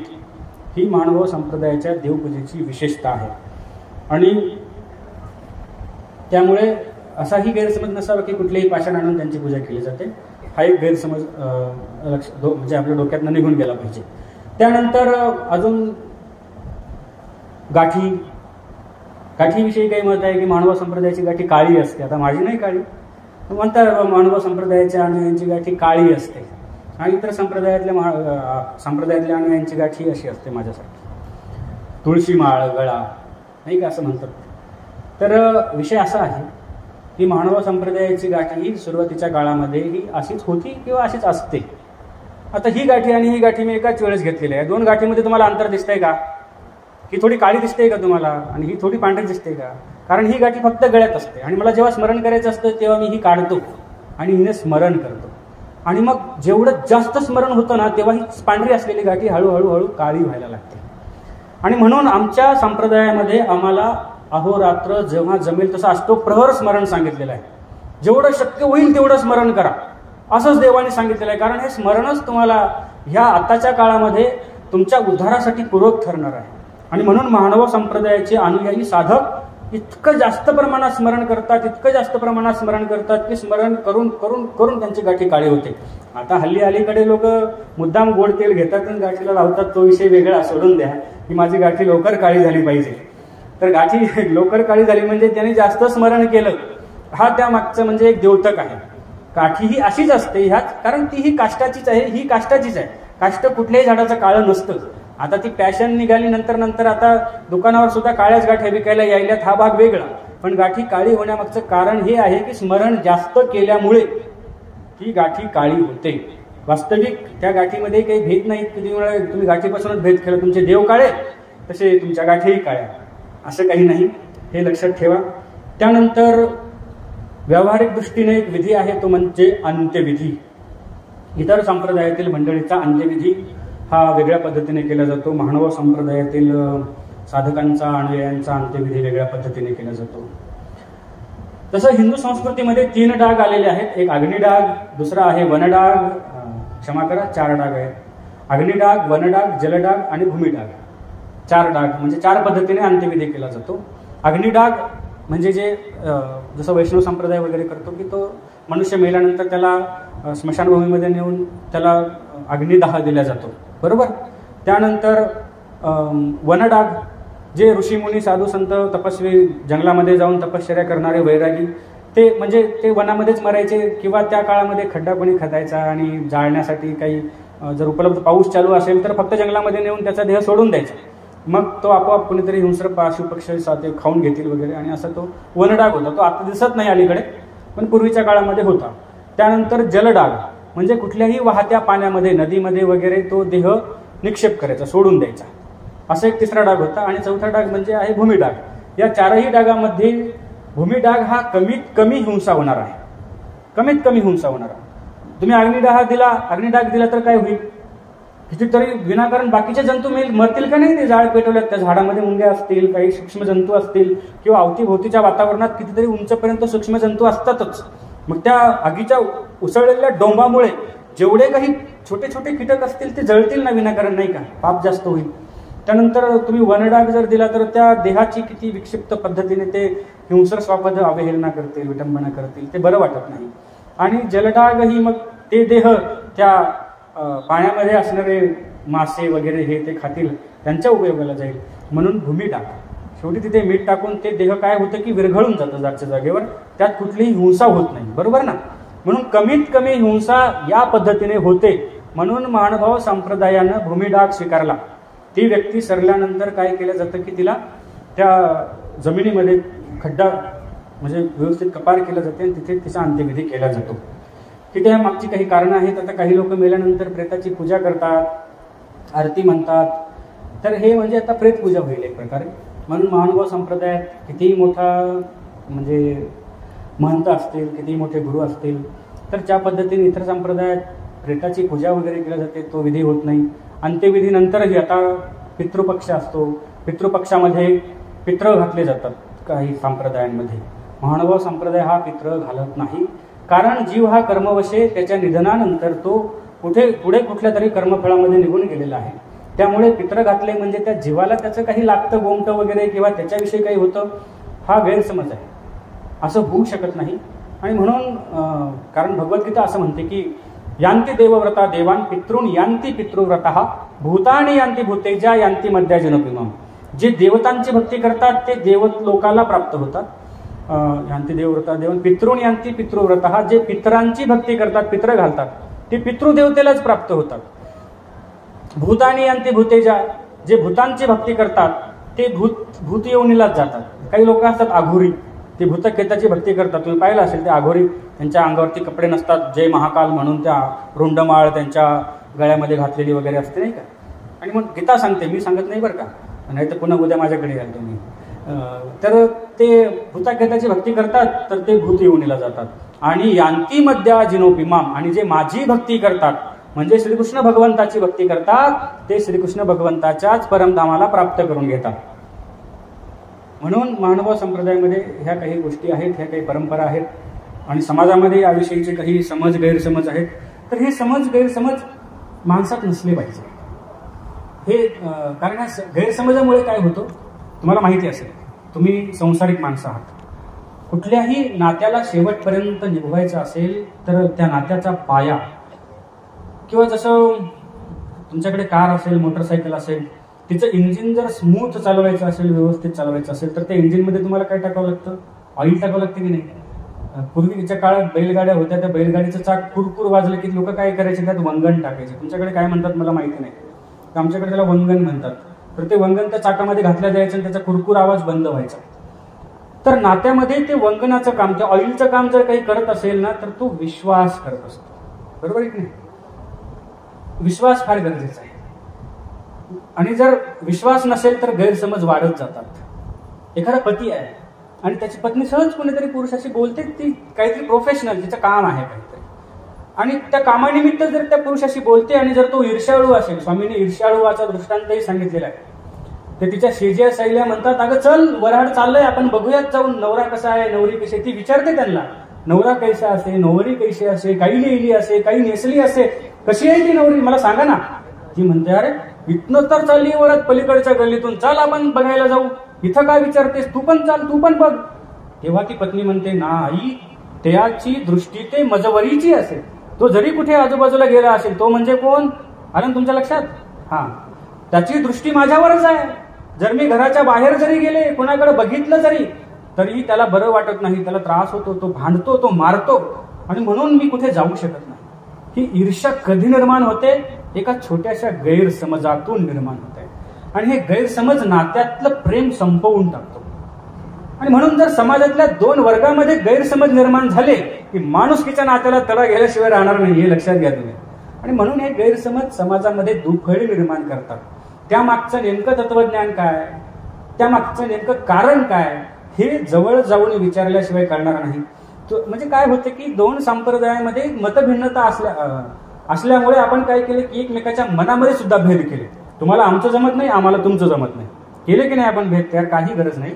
तत्वज्ञान आपल्या आपल्या पद्धतीने पालन करा, आपली आपली तत्व आपापल्या पद्धतीने पाळा, पण व्यवहार सोडू नका ना.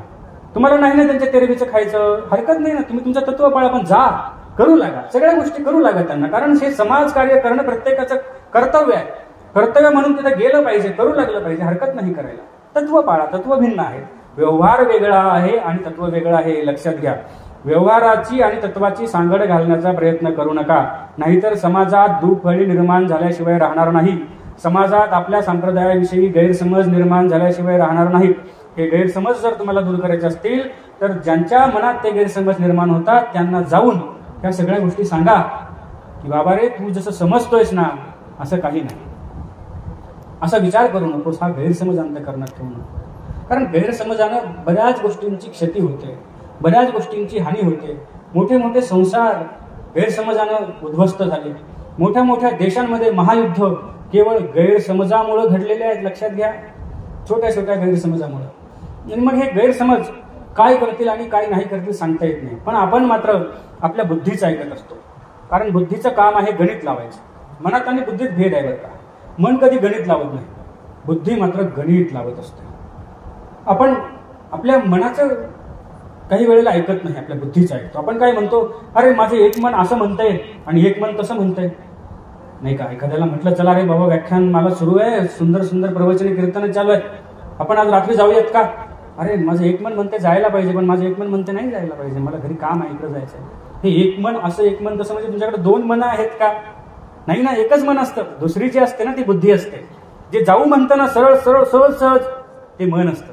आणि जी गणित लावते ना, नाही तिकडे गेल्यावर उगाच संध्याकाळी जागावं लागेल, आणि मग तेवढा वेळ कोणी मग बोर व्हायचं, त्यापेक्षा घरी टीव्ही पाहत बसू वगैरे वगैरे. हे जे गणित लावते ना ती तुमची बुद्धी असते. आणि भगवद्गीता सांगते की समत्वम योग उच्यते. जेव्हा तुमचं मन आणि बुद्धी अध्यात्माच्या विचारावरती समत्व निर्माण करेल ना तेव्हा तुमच्यात योग निर्माण होईल.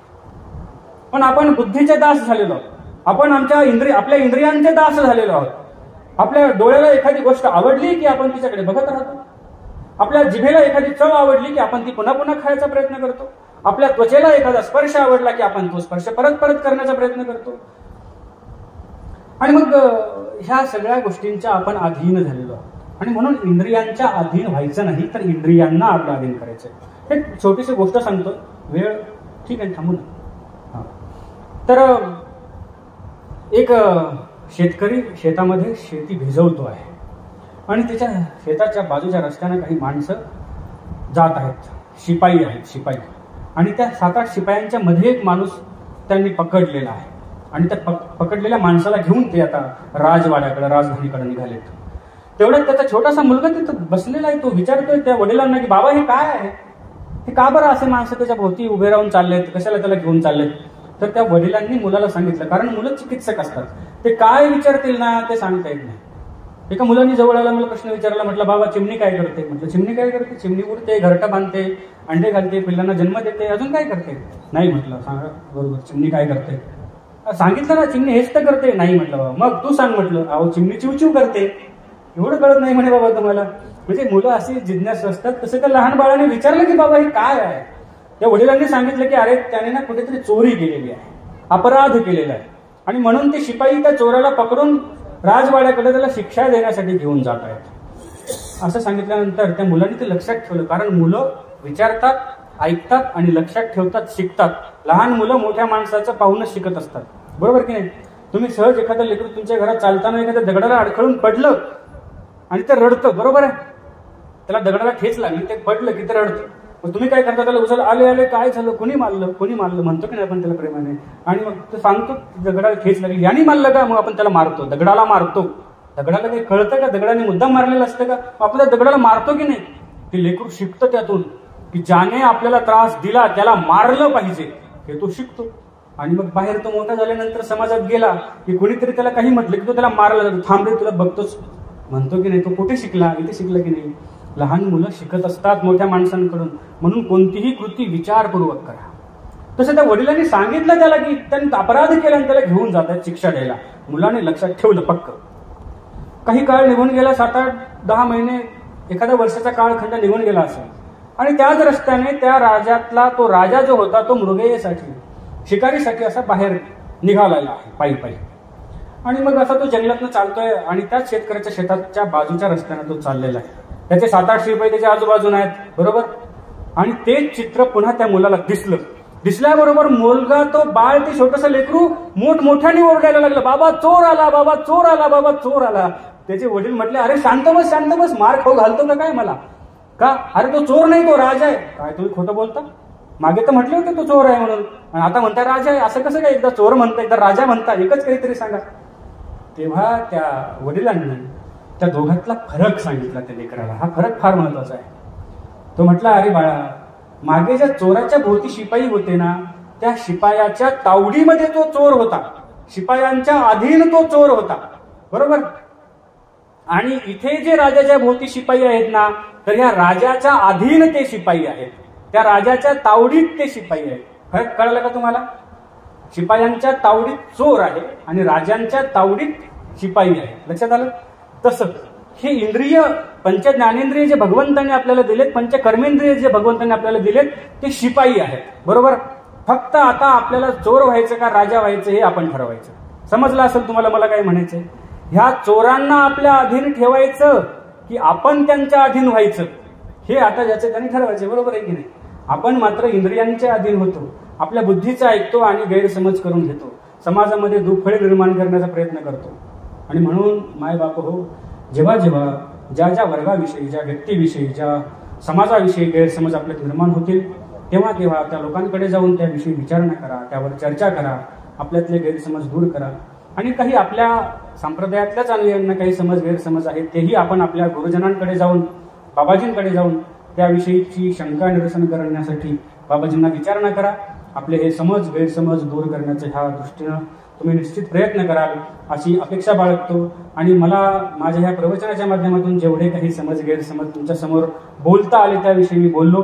त्यातही काही चुकीचं बोललो असेल, काही कमी बोललो असेल किंवा काही जास्त बोललो असेल तर त्याबद्दल दिलगिरी व्यक्त करतो. आणि बोलत असताना कधी कधी माणूस काय करतो की बोलण्याच्या ओघामध्ये काही वाईट वाकडं त्याच्याकडून बोलल्या जातं आणि त्याकरिता जर त्या बोलण्यातनं कुणाचं मन दुखवलं गेलं असेल तर त्या सर्वांची मी क्षमा याचना करतो. आणि ज्यांच्या माध्यमातून ही सेवा मला या ठिकाणी प्राप्त झाली ते परमपूज्य आदरणीय श्रद्धेय आचार्य प्रवर नांदेडकर बाबाजी यांचीही खरं तर सेवा होती. त्यांनी मला या ठिकाणी त्यांच्या प्रकृती अस्वास्थ्यामुळे माझी त्यांनी नियुक्ती केली. माझ्यावर जो विश्वास दाखवला त्या विश्वासाबद्दल त्यांचं ऋण व्यक्त करतो. आणि ज्यांच्या कुशल नेतृत्वातून ज्यांची समाजाविषयीची तळमळ आहे की समाजाला काहीतरी भेटलं पाहिजे, समाजाचं हित झालं पाहिजे, समाजाला देव कळावा, धर्म कळावा, प्रेम कळावं, ती समाजामध्ये प्रेमाची रुजवण व्हावी यासाठी ज्यांचे अथक प्रयत्न आहेत असे आपले सर्वांचे श्रद्धास्थान आपल्या संपूर्ण वराडाचं भूषण असलेले परमपूज्य आदरणीय श्रद्धेय प्रातस्मरणीय आपले वैरागी बाबाजी यांनी या ठिकाणी मला ही सेवा करण्याची संधी दिली. त्याबद्दल त्यांचे ऋण व्यक्त करतो. तर वास्तविक यावेळेस मी दुसऱ्याच्या जागेवर आलो.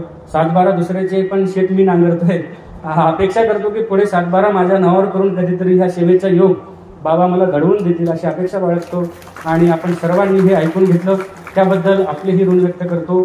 शेवटी एवढंच सांगतो, आपली जे मुलं बाळं आहेत त्यांच्यावर चांगले संस्कार करा. जसं तुम्ही शाळेत जाण्यासाठी आग्रही असता की नाही, सकाळी सकाळी डब्बा बनवून देता, स्कूल बस जवळ त्या लेकरांना नेऊन सोडता, असं तुम्ही रोज करता की नाही, त्यांना शाळेत गेला पाहिजे, सुशिक्षित झाला पाहिजे. तसंच रोज आपल्या लेकराला मंदिरात पाठवा. तो जसा सुशिक्षित झाला पाहिजे तसा सुसंस्कृत पण झाला पाहिजे, तेवढंच गरजेचं आहे. हे लक्षात ठेवा बरं का. कारण ती जास्तीत जास्त महिलांनी लक्षात ठेवा का, जिच्या हाती पाळण्याची दोरी ती जगाला उद्धरली. जिजाऊंनी शिवबांना घडवलं, बरोबर आहे की नाही. रामायणातल्या महाभारतातल्या गोष्टी सांगून घडवलं असेल तसे आपल्या मुलांना घडवा, त्यांना धर्माचे संस्कार द्या, त्यांना धार्मिक बनवा. परत एकदा जे काही बोलण्यातून वाईट वाटलं असेल, तुमच्या घरात सूप आहे का? Soup, tomato soup